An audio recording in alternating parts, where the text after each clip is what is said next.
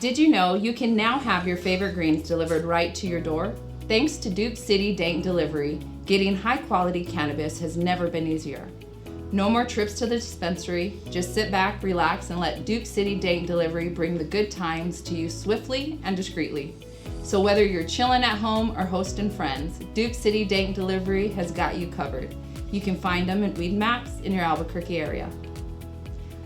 Hi everyone, and welcome back to the Greenhouse, the place where conversations take root and good vibes are always growing. I'm Judy, and I'll be hosting today. I'm joined with my wonderful co-hosts, Miss Cindy Kane and Sonya Duran. Today we're going to be diving deep into the love of family, children, and cannabis. We're here to fight the stigmas associated with motherhood and cannabis use. Welcome, Sonya and Cindy. Thanks, Judy. Hey, hi. Thanks. Hi. So lovely to have you both here. Excited to be here. Of course. Wonderful, wonderful. So let's talk about some experiences with cannabis. I know for me, I use socially and then, sporadically. But in 2016 is where I started struggling with my mental health. I was having a lot of migraines. I had recently been diagnosed with fibromyalgia. And actually it was you, Sonya. I was on a work trip and I had got a really bad migraine episode, and I remember. It was you that kind of turned me into using cannabis medicinally. Prior I had used, but it was never medicinally. It was, always recreationally. So, and, it really helped me get off the prescription drugs at that time that I was currently being prescribed. So why'd you both start consuming, and then, what's it like to be a mom who consumes? So now you want to start? Oh, yeah, totally. So I had originally started consuming really at a young age, right? It was a preteen, coming from a household of a grower. And so my exposure to it had been primarily recreational, right? As I started getting older, though, ADHD presents very differently in women.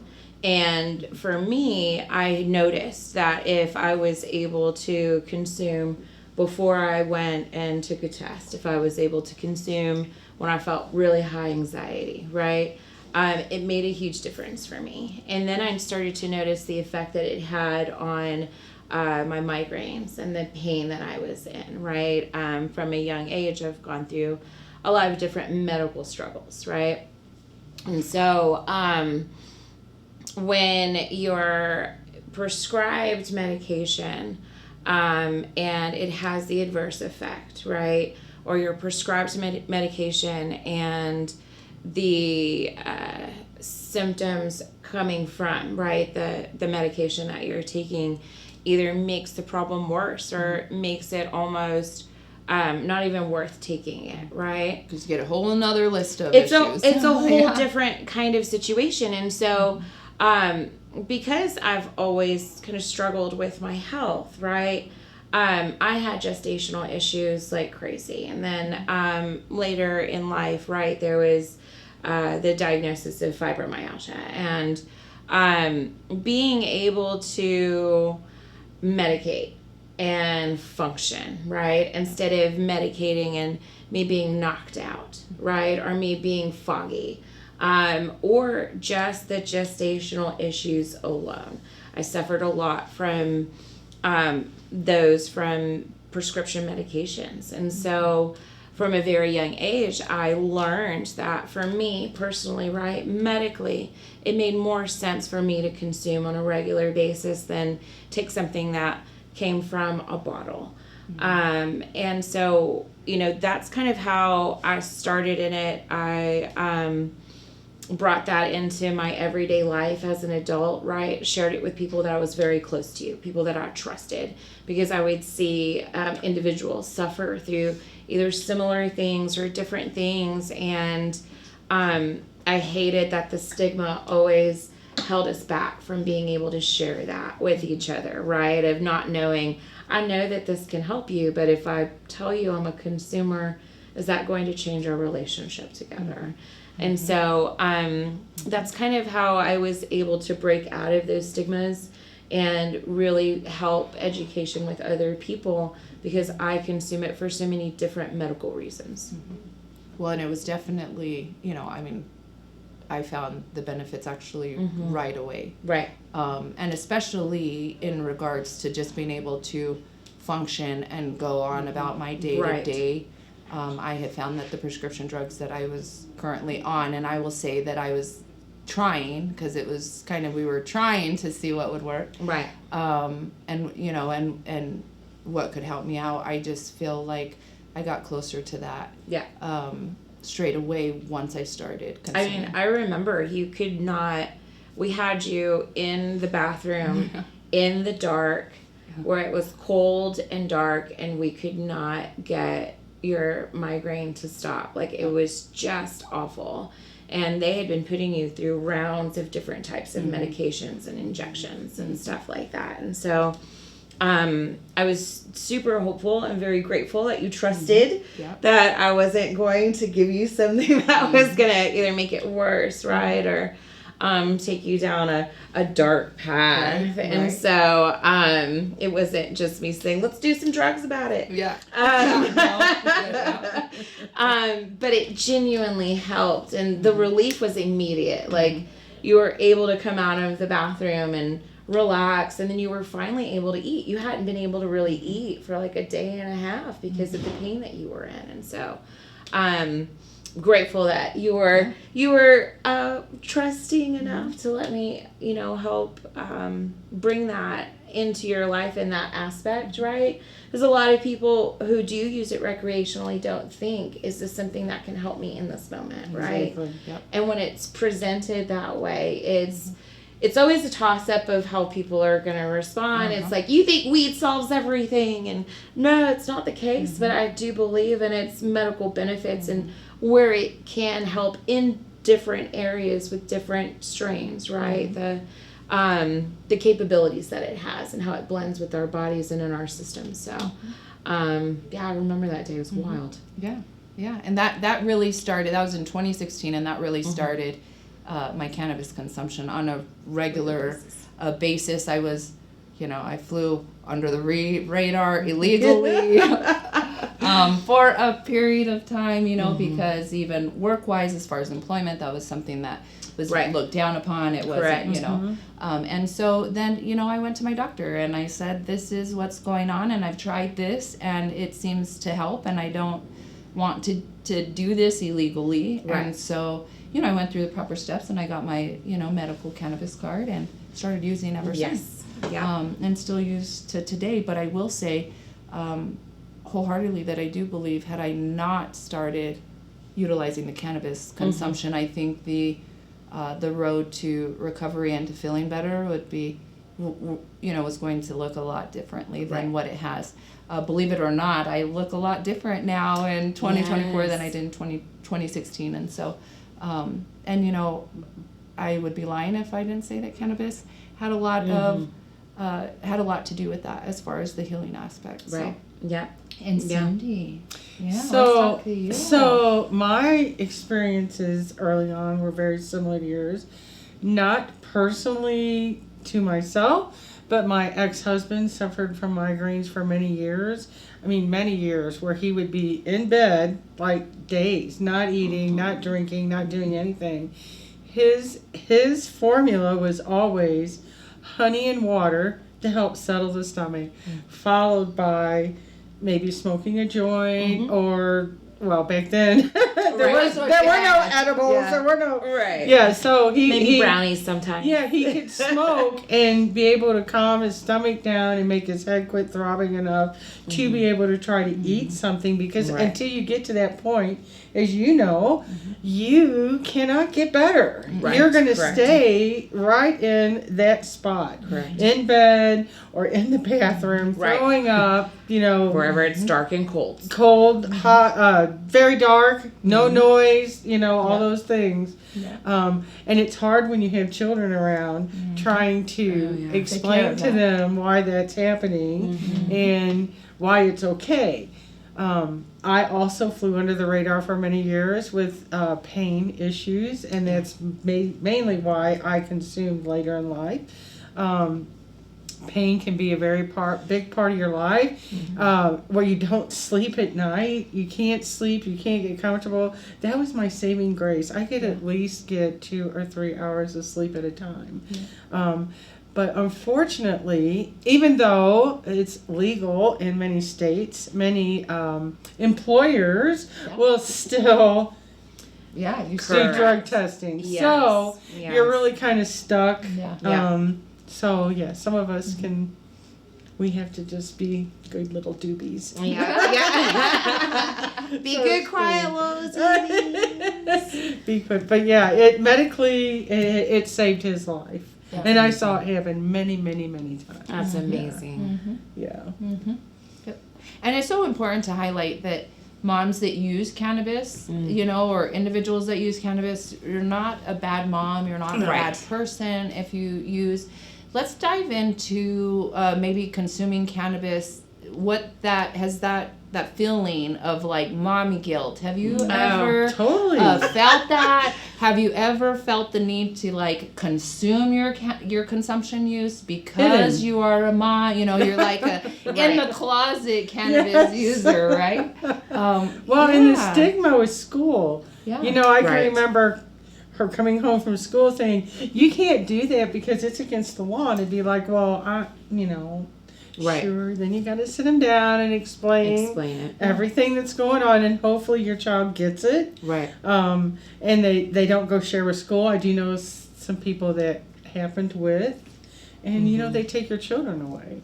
Right. So it's scary. It was a very bad time, I think, in U.S. history, because as we all know, it's not like meth. It's not like correct. It's not like cocaine. It's not like acid. It's not like those other drugs that are out there that do actually control your mind and body. Right. I even ran. This is so silly. I ran a drug program at one of the places that I worked for, a DOT drug program. And it used to just make me angry that, these guys could go home and consume a case of beer every night. Correct. But the guy who went home and smoked a little and was perfectly fine when he came to work today, whereas the other guy was hungover and maybe super quiet, trying to get through his morning so he could finish his job in the afternoon to go home and drink more beer. Right. And that was fine.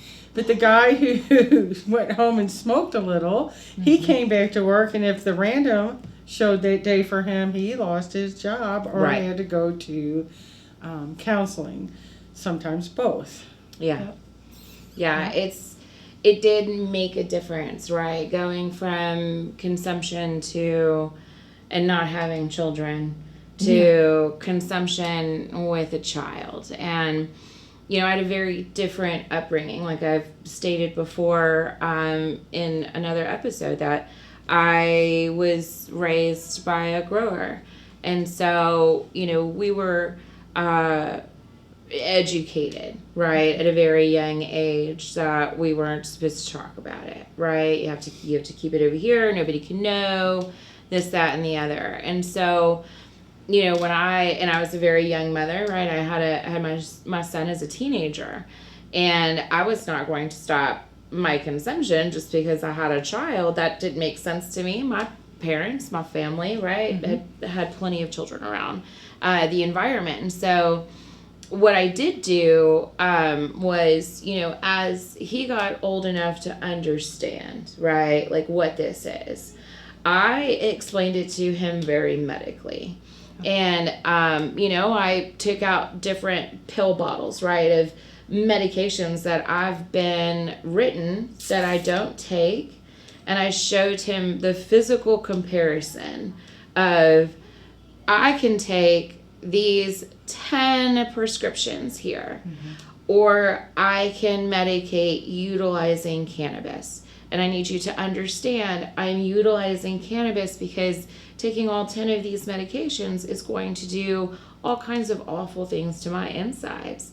And so you are going to go to school. Plus not functioning. Correct. Right. No, I sleep my whole Not life. functioning. If I took all of those medications, I'd be asleep forever. I couldn't work. I couldn't support him. I couldn't be a good mother. there's no way I would be engaged and involved Right. or even capable, right? And so, I explained to him, you will end up going to school and you're going to hear that it's not okay, it's illegal, you need to report it, this, that, and the other, right? And I just need you to understand. I educated him all the way back to the why in the 30s this was changed. And it's political. It's about money. This has nothing to do with the actual plan itself. And so I, am a part of our LGBTQIA plus community as well. And so I was explaining a lot of things to my toddler child, right? And just, this is part of it, and this is part of it, and this is my lifestyle, and this is the human that your mother is. You will be told by other people that I'm wrong or I'm bad or you should report me. And I hope that you trust the human that I am as your mother, that, I do love you and will do what's best for you, that I'm not a criminal. I'm not an awful human. I just don't want to take this wealth of prescription medications when I can medicate with this and still be a good mother to you and still provide for you and still do the things that I need to do. And so, but the mom guilt is very real. I've had plenty of women, who don't consume or never did consume, right? And they always feel some kind of way about, I can't believe you do this, this, that, and the other. And what I think is very interesting now is that we live in a day and age, recreationally and medically, especially now medically, right? Where we have minors who have cards for very specific reasons because it is better to treat them medically with cannabis than it would be to put them on a wealth of medications that they can't go to school and function on either. Right. And so I'm grateful that we have a platform, right, to be able to encourage women and encourage our mothers to consume comfortably, to consume without the guilt, and to be able to comfortably educate your children, their environment, right, that it's controlled and safe, and that the children don't have to feel like I've got to hide this, right? I have to hide this from everyone. They're going to come take me from my mom. My mom's going to get arrested. My mom's a big baddie. Like, you know what I mean? I love that we're now able to start educating our public that our moms need to relax too, and we need to be able to consume and medicate in the best ways possible for us, not in the ways that society feels like is appropriate for us, right? So I love that we're able to start changing that. Yep, I totally do too, and I love that you say, appropriate, because, someone might not think anything of maybe, a mom having a couple glasses of wine or whatever have you, but then, that same mom, if she opted to not have the wine and just have a couple hits off of a joint, that very well may. And we come from a day and age where we watched our mothers, our grandmothers, our aunts get loaded on Quaaludes or Valiums. And my grandmother used to say, I have to take a nerve pill to drive to the store. The nerve pill. pills. I would say a nerve pill, which was usually a Valium. A Valium or a Quaalude, right? Yeah. Where's my nerve pills? That was absolutely a thing, and it was, I need to take my nerve pill before I go I'm going to get behind this wheel of a car. Drive uptown. Okay. I can't even take a Valium and drive myself to the dentist office. My dentist tells me, take this, have someone drive you. And then, but, the women that we come from, right, because it was so stigmatized, they would rather take all of these horrifically awful medications and abuse them to get the same effect that you would be able to if you were just an average consumer of cannabis. And so I think that stigma is wild, right? I think back to the just where we come from and how easy it was to, well, here's a nerve pill. And it was Right? It was so funny. I had so many flashbacks when you said that. I'm like, oh my God, that's right. And we knew where to go find them. Yes. Let me go grab this and give it to you. And it was Mom needs her almost pill. right. Mom needs her pill. They were like little mommy Tic Tacs Oh, that you knew, okay, I can't take this, but mom's not all right if she did and she needs this to go to the store. And so it's very interesting seeing that change. Have you ever hit it? Have you What? ever concealed your consumption? Oh, use? always. Yeah. Yeah. Me too. Yeah, always. Mm-hmm. I remember Alana. So Alana's my daughter for everyone. But when I started in 2016, when I started consuming on a regular basis, medicinally, I can remember her going to school and they have the DARE, program. the DARE program, Oh, and all yes. that, and cannabis is, right now, unfortunately, Gateway. those Yes.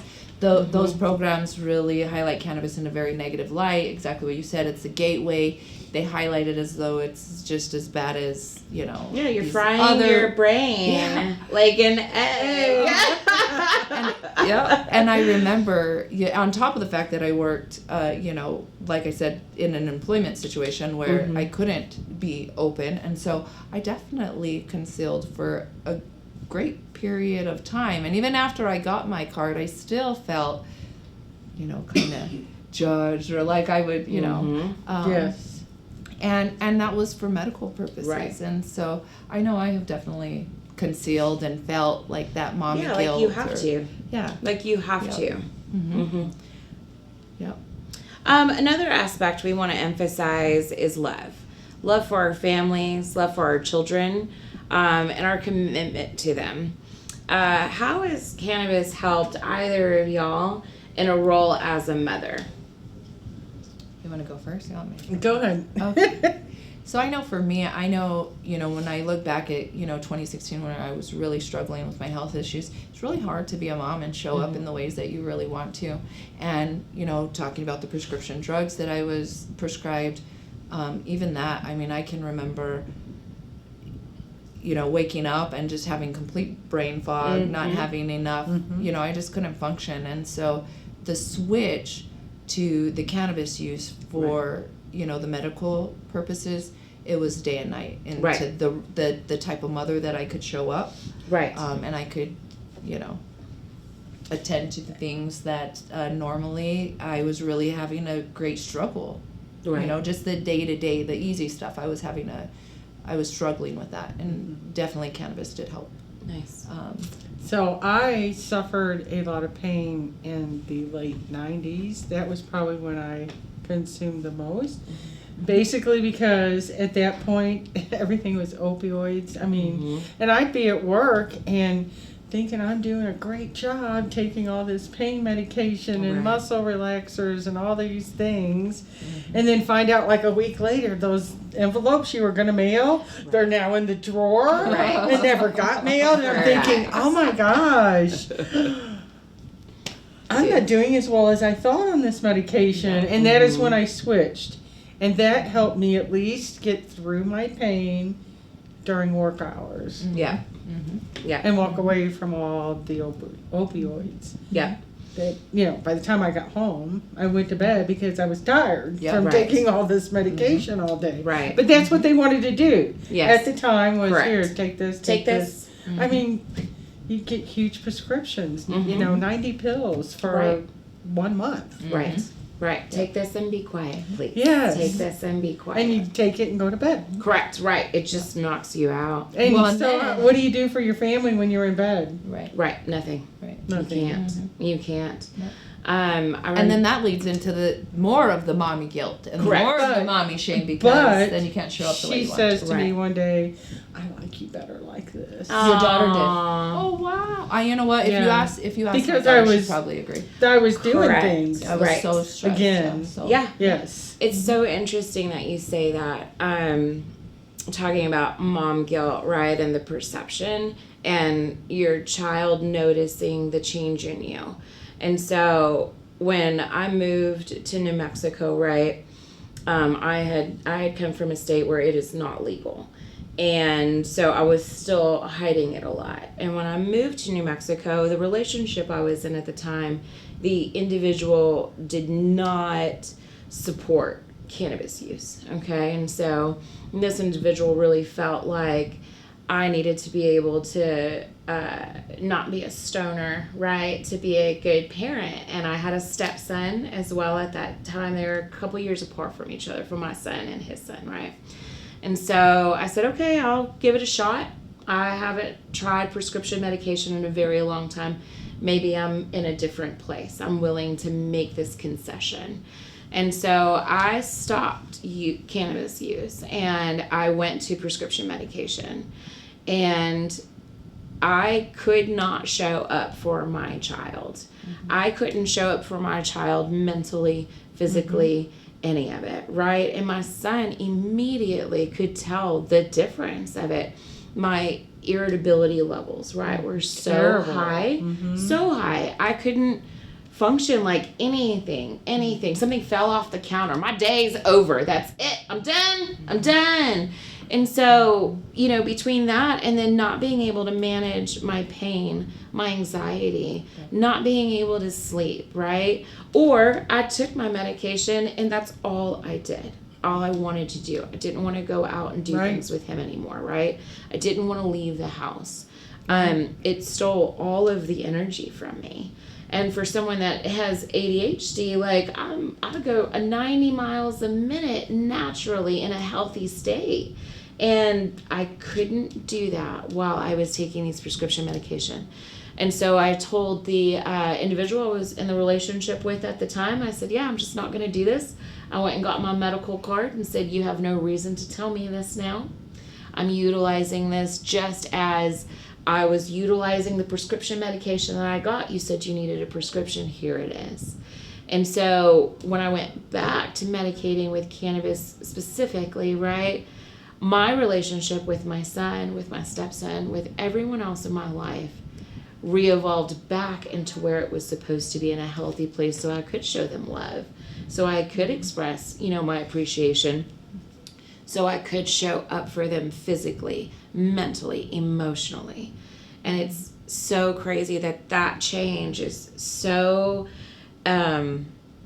caught on by our children, right? Yes. They know immediately. And he told me, he said, please don't ever do that again. Please don't ever do that again. We love the human that you are when you are medicating the right way, the best ways for you. So. Well, and when we feel better, when you feel better, right, you're able to show up better. Correct, right. You know, in all aspects of life. And it really is about finding out what really works for you and your family. Yeah. And cannabis can be a part of that balance. I really do believe that. I believe within my household that we have found that. Can we talk about, just kind of introduce, how did you guys introduce the cannabis conversations to your families and your friends? Cindy, you want to go first? The first conversation comes from school and the DARE program. You know, because the child knows what's going on in the house, even if you're trying to hide it. Correct. Yeah. I mean, everybody knows. Yeah, they know. It'd be like, yeah, I knew a long time ago. Yeah. I think just hiding it for so long, you become so guilty. Right. You become so guilty, and then you're hiding it from everybody. Right. Even your family. Yeah. You know, like I have family that didn't know that I was partaking, but they could drink, you know, all their beer or whatever else they drank every day, and nobody said a word. But as soon as they knew you were smoking, then you were the bad guy, and you're the little stoner. You know, you're you little stoner, until the work stuff comes into play, and then it's like, you know, then you gotta be a good duty. Right. Yeah. You do. Yeah. It definitely makes a difference, right? And it's funny, I always, before I would say maybe before the last 3 years, just before 4 years now, how long has the pandemic been? Yes. Right? Prior to the pandemic, I was extremely careful, about who I talked to, who knew about it, right? We worked with an agency. We couldn't consume on any kind of level whatsoever. And so coming out of a household where we always had to do that, right? It was me always kind of like asking people, so what kind of movies do you like? You know, what kind of music do you listen to? Do you go to festivals? I like try to have little side conversations just to see, like, you know, where they were, and if they thought certain movies were funny, right? Or, you know, or you listen to any Rasta music, or, you know, just to kind of get feelers out. Because I was always so scared of the perception, right? Of, what are you going to think about me when you figure this out? And, you know, it was always kind of like a fear and an excitement because I was scared of the response, right? And I was always super excited, though, to share the knowledge that I had, right? Like, let me share this with you. I have so much information and experience with it. And so I think it's interesting how we funnel that through different places, right? And I have friends like that, and I always wished I could be that way, you know. And because the field I'm in, correct, right, just can't consume, correct. And I know with me, you know, so my daughter she came to me, and she, you know, I think she went to my niece, so I'm sure there was a stench. Okay, the smell. And so she went to my niece and was kind of, you know, was like, who was, you know, 2-3 years older. I was like, you know, what's that smell? You know, what's that smell around my mom all the time? And so my niece was like, your mom smokes. You didn't know that? Like, everybody knows your mom smokes. And at the time, my kiddo's 10. Right. And so she's going through these programs. And so she has an idea of what that looks like. Right. And so, you know, I had to sit her down, and I did come from that medical aspect. And I said, you know, I showed her my card. I told her why, what, and, you know. And then she just was like, okay, cool. The but at first, she was like, you do drugs, and I'm like, and the medical card, back up. The medical card is a good intro into it. It's a huge component to that, right? It is. Going back to my previous relationship, right? Because I had come into this relationship with my stepson not knowing that I was a consumer.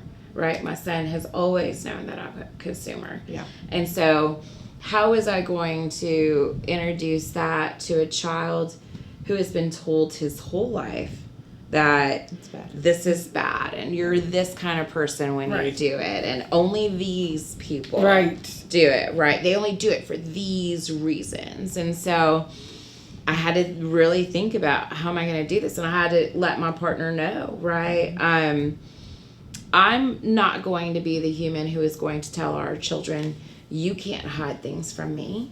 But I'm going to go back and I'm going to hide this from you. And that's where I came from naturally with my son, right? I've always been very open with my child of, you know, you should be able to come and tell me everything, right? I don't want to be the human that's going to hide stuff from you either, but you also have to understand the loss and the protection that goes with that, right?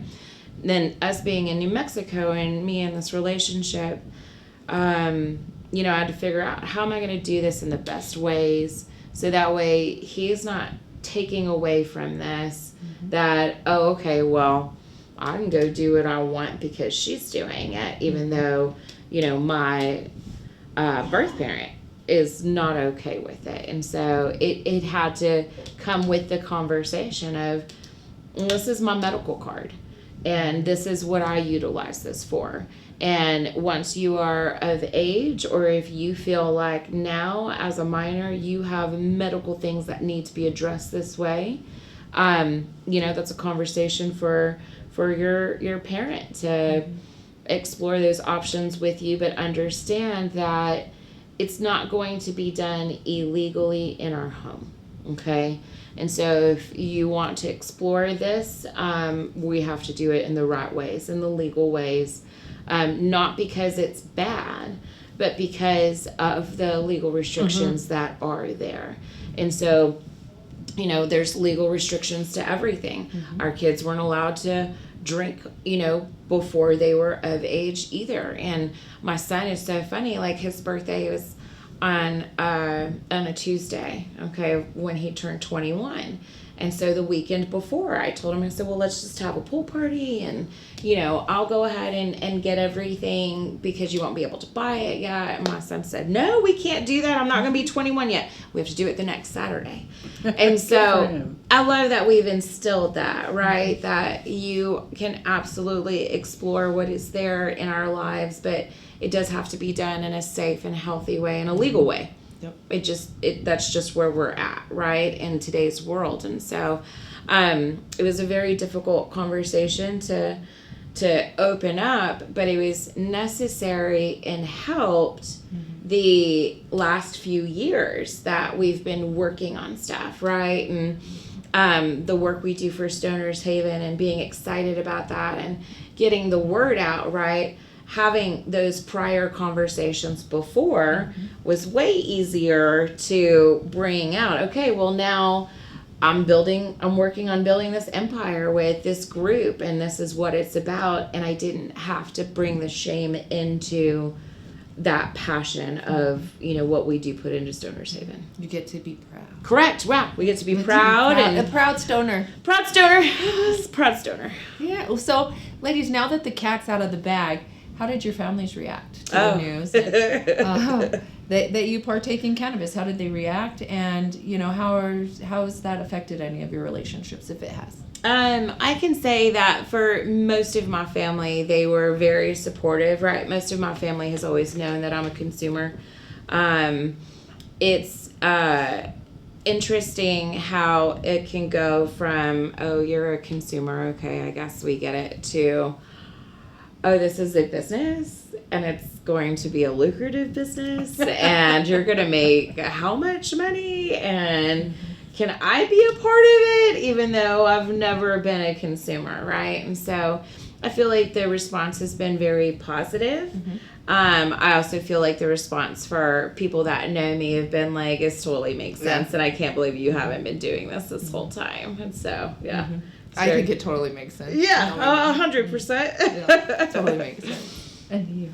Well, since the legalization, everybody's minds have changed. Oh, yeah. This last job I had been doing CBDs before, and, well, I guess some of them had THC too, for sleeping and pain. And so when I went for this new job and they told me I had to be drug tested, I was like, oh, I'm not going to pass. So I tell my mom, and she's immediately like, how could you be so stupid? I thought you knew better than this. And I'm like, Mom, it's legal. Right. It is legal in New Mexico. Correct. Yeah. So, yeah. And now, so. Oh, now she's eating brownies. Oh. So I love that. I love that. When I first told my grandmother, right, that we started this a couple of years ago, and she was like, oh, well, mija, do you think maybe I could try some of those chocolates? And I tried some of those chocolates. And I said, yeah, I'll bring you some chocolates. And so it's interesting how when success, right, is tied to cannabis, the attraction to it helps overcome that stigma, right? The success in health, the success in life, the success in monetary value because you're making money in the industry. And so I love that it helps change that perception and opens the door for individuals to try it that haven't before, and the benefits that they'll receive from it. And there are a lot of older people who have the edibles. Oh, yeah. They have discovered how well they help. Love them. In different areas. Mm-hmm.